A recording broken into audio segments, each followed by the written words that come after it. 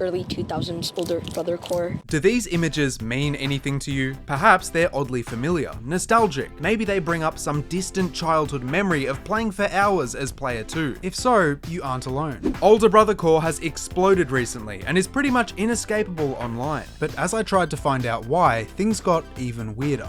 I uncovered some of the strangest trends and aesthetics from the 2010s that you've either forgotten about or wish you didn't remember. Starting off with galaxy fits. If you made a Venn diagram comparing someone who used to wear these and someone with 3 of these, it'd just be a circle. Except for this guy, we'll put him somewhere over here. You'd find these kinds of clothes everywhere online, printed onto cheap hoodies from sites like Amazon and Alibaba. And they haven't gone away or anything. In fact, the combination of AI and dropshipping today has yielded promising results. But while it's more of an ironic thing now, that wasn't the case in 2013. Galaxy print leggings, shirts, shoes, phone cases, nothing was safe. At the time though, it was relatively tame, especially compared to another movement called swag. The Zendaya hat theory. A series of conspiracies surrounding the mysterious appearance of a comically sized hat in 2014. Some suggest that Tom Holland lives inside it, hence why I've never seen him and it in the same room. Others believe that, combined with the more recent appearance of a white hat, it symbolizes yin and yang, that Zendaya is composed of 2 distinct personalities or entities. I believe this to be true. On one hand, you have the famous actor and personality, and on the other, Zendaya's swag era. Outside of these interesting photos, many others fell victim to the swag era, posing in denim, colourful t-shirts and flat caps. The look first appeared in the late 2000s and was heavily tied to things like jerk music. It's actually had a mini revival more recently, with artists like Xavier So Based and Fresh Boy Swag taking clear inspiration from the fashion. I'd say that overall, it's looked back on pretty fondly. It encouraged people to express themselves and really get experimental. Unfortunately, that isn't true for every fashion trend in the 2010s. What you're looking at here is an endangered species. The urban lumberjack hipster barista guy from 2012. Once upon a time, you could spot them on every street corner. A handful of beard wax, an open MacBook to their right, and a coffee to their left. Other identifying features were beanies, flannels, and suspenders. Those that pushed through the 2010s can still be found today if you're lucky. Usually wearing a wry smile as they charge you $40 for a cheeseburger. I've seen people point out that this look was kind of the precursor to safe sleazy. Being a much more modern cryptid, I won't go into too much detail on that yet, but I'm willing to bet that you, or someone you love, has run into one of these creatures before. Anyway, this video wouldn't be complete if I didn't mention Hypebeasts. This was, far and away, the most expensive fashion trend of the decade. From Off-White to Supreme, people were reselling branded sneakers and even branded bricks for thousands. This was different to swag, which was accessible to pretty much anyone. Here, the focus was solely on brands and how prominently you could display their logos. The staying power of streetwear companies like Supreme was so strong that people could build their entire careers around them. I mean, in no other environment could a song called Gucci Gang get 1 billion views. Regardless, almost all of these outfits were ruined by the use of skinny ripped jeans. When combined with a baggy hoodie, you instantly nerfed yourself and developed bizarre childlike proportions. The resurgence of large baggy jeans today seems like a direct retaliation against the founding principles of the Hypebeast. With that being said, let's talk about why baggy jeans are back. I'm sure this doesn't come as a shock to you, but older brother core isn't the only thing with core slapped at the end of it. Clean core, cottage core. I was gonna say meat core as a joke, but that's also a thing. I've always found this phenomenon really interesting. On one hand, it's useful for categorizing and searching up niche aesthetics, but on the other hand, you have people blogging about raw meat. So where did this whole core thing start? Well, the term itself comes from the hardcore punk genre of the 80s. It eventually expanded to various other movements such as grindcore and thrashcore. Over the following decades, core became shorthand for any cohesive aesthetic, mood, or subculture. It wasn't just limited to music. And that's how we arrived at older brother core. Photographs of gaming setups from the 2000s and 2010s, advertisements, and fridges full of Monster energy drinks. You'll see these presented on TikTok and Instagram as slideshows paired with melancholic guitar riffs. Or maybe it's just a video of some 16-year-old wearing jorts and a tap-out t-shirt. After all, the fashion side of it has become just as big. At its core is the revival of skate and streetwear brands from the 2000s. Jinko jeans, Spitfire, those chunky DC shoes, basically just just a custom character from Tony Hawk's Underground, if you took away the skateboard and gave them a link tree and a mango vape. But what is it about these images that's so powerful? 20 years ago, you'd say the smell, but it's something else. It also got me wondering, what would be the modern equivalent of older brother core? Unboxing up. Boys, let's go. What? Get out, I'm practicing. What's that? They're action figures, okay? Don't touch them, they're used. Why is Pikachu in a jar? You want answers? Try this.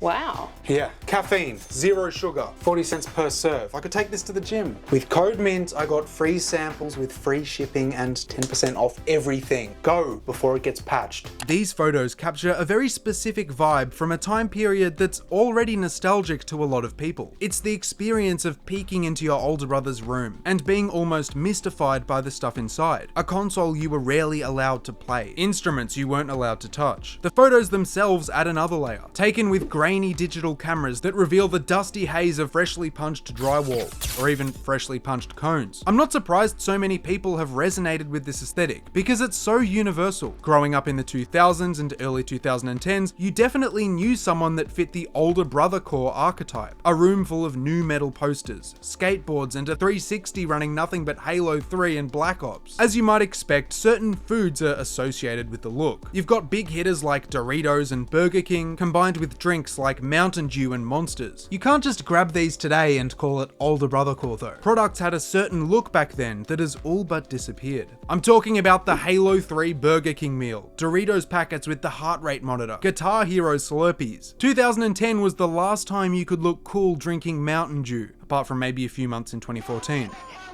I'm interested to hear what you guys think about the whole older brother core thing though. Are these outfits a red flag? Do you relate to it at all? Either way, not every 2010s aesthetic is as universal, like Poolcore, which describes photos of pools. As an offshoot of liminal spaces though, it isn't as simple as just taking a photo of your pool. It needs to have an unsettling, eerie atmosphere, almost like you've come across it in a dream. At least, that's how these images work. Jared Pike's Dream Pools are a series of 3D renders that many say produce feelings of dread and uneasiness. A lot of this comes from the fact that they never show you the full picture. There's always a corner or a hallway that trails off into the unknown, contributing to the sense of unease and mystery. This effect has been so strong that people have gone on to make entire games about it, set in the same endless rooms. Since we're on the topic of video games though, let's talk about them. Now, I never thought there was anything special about how games looked in the 2010s. We didn't really have an equivalent to the iconic low poly look from the 90s and 2000s, or the pixelated titles from the 80s. I was, of course, wrong, and it turns out the decade had its own set of bizarre visual trends, an entire video's worth, in fact. But for now, I've picked out my personal favorites, some of the best and some of the worst. Whether you played Jet Set Radio in the 2000s or more recent games inspired by it, you're likely aware of Shibuya Punk. Also known as grind fiction, it describes a wide variety of video games featuring graffiti, inline skating, and skateboarding. You'll see a lot of vibrant colors, neon-lit urban settings, and street culture. While it started in the early 2000s, it experienced a revival in the 2010s and is still going strong today. But unlike any other styles in this video, it's tied to a very specific location. One that deeply influenced the genre and helped create its cult-like following. To truly understand how this happened, I needed to see it for myself.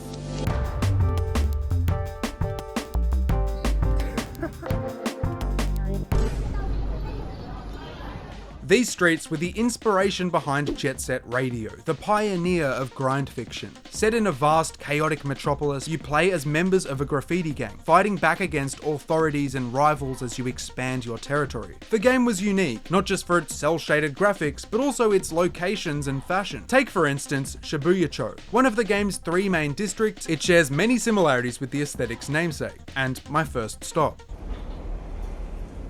Shibuya is widely considered the heart of Tokyo. Its vibrant and social nature make it a melting pot for fashion, music, and art. As a result, it's the perfect backdrop for a game like Persona 5. Released in 2016, it helped bring Shibuya Punk back into the spotlight. Just like Jet Set Radio, you're dropped into a colourful urban setting, overlaid with a dynamic punk-inspired UI. Persona does a great job channeling the energy of its real-world counterparts. The busyness of Shibuya Crossing, its tightly packed side streets. But Shibuya isn't the only inspiration for the genre, nor is it the only place featured in Persona 5. After all, grind fiction has a rebellious, edgy undertone that can only be found in Shinjuku.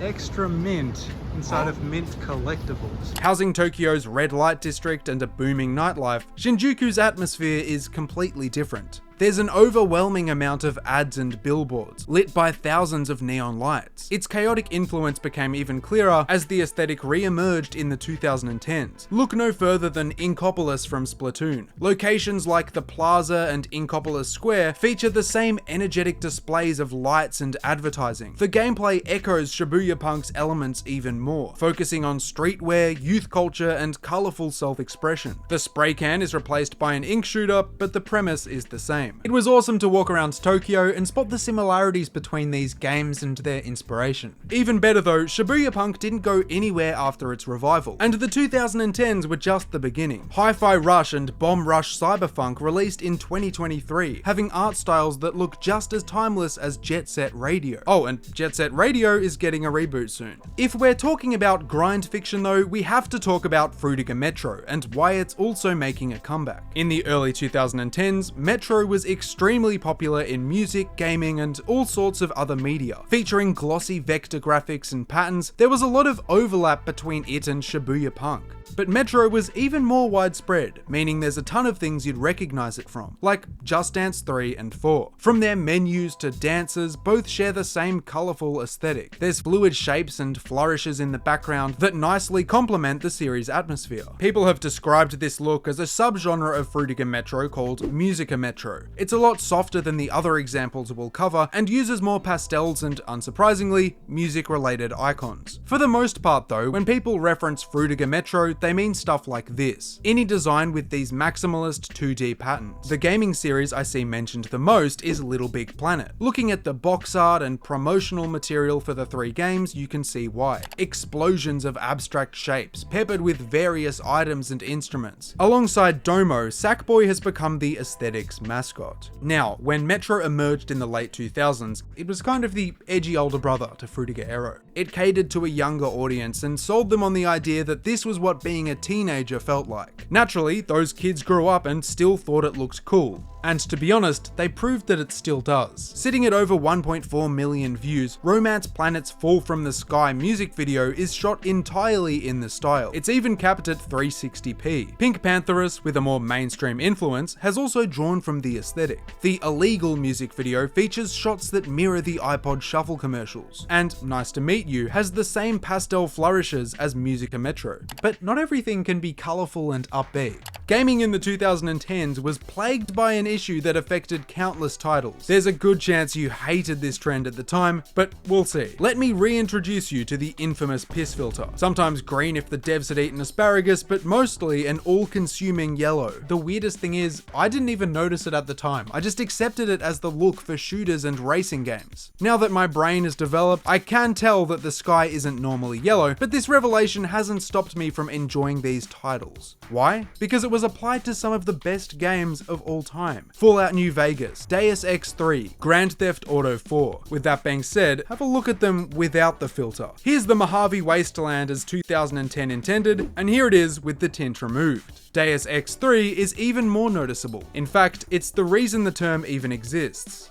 Within a few months of its release, an article dropped detailing a mod that, quote, enhances graphics, removes piss filter. In fairness, the original game is best described as severely dehydrated. As far as I'm aware, it was easily the yellowest, but please challenge me on that in the comments. I'm sure there's way worse out there. Anyway, there's a valid argument to be made here in support of the PP filter, that being its contributions to a game's atmosphere. Like, it definitely works in a post-apocalyptic environment like Fallout. Fallout 3 felt like you were perpetually stuck in a radstorm. There's a sickly green hue that hangs over everything, making your surroundings feel contaminated, or rather, irradiated. Kind of like early Chris Chan videos. Not everyone has this as an out though, as many games only used it to mask lighting limitations or just jump on the trend. It was a quick way to convey that your title was gritty and serious. Call of Duty achieves a similar thing today with its item shop. something strange happened in the 2010s. While most of the corporate world moved away from the experimental design, marketing, and aesthetics of the 2000s, we saw a revival of several styles from the past. And weirdly enough, this hasn't been without controversy. Take Vectorheart, for example. Many of you will recognize this style from the box art of the Wipeout games. It's a futuristic, striking aesthetic with sharp angles and abstract shapes. While it first appeared way back in the 90s, it saw a modest return in the 2010s, especially in gaming. Several logos and interfaces drew obvious inspiration from the style. Unfortunately, jumping forward to today, one company would take a bit too much inspiration. Now, when I first saw Bungie's Marathon reboot, I was pretty excited. It had the vibrant look of Mirror's Edge, coupled with environments and graphics that echoed the principles of Vectorheart. To me, it seemed like an evolution of its 2010s resurgence. And it was, but not for the right reasons. Fernhook, a graphic designer from Scotland, noticed some suspicious similarities between her 2017 artwork and several of the game's environments. Similarities really isn't the right word though, because it was just copy and paste. While most of the game's assets were made internally, this didn't go down well. I feel like this happens a lot now. A big studio hints at a return to form or some innovative new style, but can't pull it off without heavily relying on nostalgia or just outright borrowing from someone else's work. But enough about Vectorheart, because you've definitely seen these images before. And no, this isn't Frutiger Aero. Solar Punk gained traction in the 2010s and shares a similar focus on an idealized utopian future. In other words, what society would be like if everyone hit subscribe. It emerged as an alternative take on the futuristic city, and it still kind of is. Just look at Wild Robot from 2024. The whole premise revolves around nature and technology coexisting harmoniously, reflected in both the characters and environments. In the 2010s, you could see this in Black Panther and various other movies set in the near future.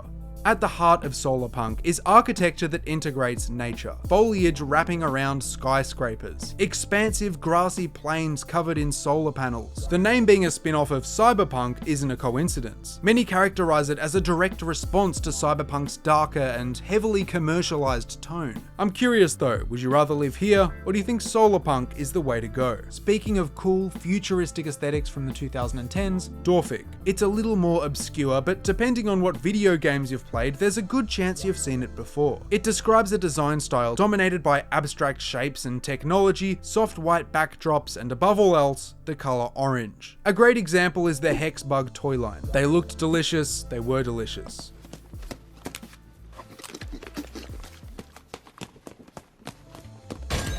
You'd find DORFic on ads too, and even UI. Look back at the eShop, when Nintendo's consoles were still colourful. It shares the same futuristic, glossy arrangement of gradients and shapes, and again, it's mostly orange. As far as games go, you probably saw it coming, but Mirror's Edge. The game as a whole has one of the cleanest art styles of all time. Even today, it's hard to believe the original came out way back in 2008. As you explore, you'll run into plenty of offices that have adopted the look. Bright orange interiors and slick architecture. Jelly Jump and Superhot are other examples, having the same sterile white environments and orange accents. All in all, the DORFic aesthetic held out until around 2016, as companies began committing to flat minimalism. Vaporwave is one of the coolest aesthetics the internet has ever made. Starting in the early 2010s as a music genre, its unique retro-futuristic visuals quickly took on a life of their own. Video games, YouTube intros, album covers. Its visuals were oddly soothing and dreamlike, with elements layered over pink sunsets and endless grids. Drawing from the 80s and 90s, you'd often see old computer pop-ups, statues, and brands. But where did Vaporwave come from? Is it possible to track such a huge movement down to a single song or image? Maybe, but it's complicated. On July 20th, 2009, a YouTube user called Sunset Corp posted a 2-minute long track titled Nobody Here. The song itself was relatively simple, a slowed down sample of an 80s pop song. But when paired with the visuals, it became something more. In the foreground is a grainy loop of a twisting rainbow road, layered over footage of the New York skyline. It creates a surreal, almost hypnotic viewing experience, which is reflected in the comments. They're filled with people feeling nostalgic for an era they never lived through. I'd say this phenomenon is the reason Vaporwave eventually exploded. People have called it anemoia, defined as longing for a time you never experienced. Vaporwave tapped into this feeling with a reimagined vision of the past, layered under irony and low fidelity jazz. The funny thing is though, the creator of Nobody Here didn't intend to kickstart an entire genre. The song just happens to perfectly capture all of its themes, in the visuals, music, and even the channel name. While earlier tracks undoubtedly fit the sound, Nobody Here helped shape Vaporwave into both a visual and auditory medium. Let me know which of these aesthetics you'd bring back and which you'd leave in the 2010s. Thank you so much for watching, and I'll see you in the next one.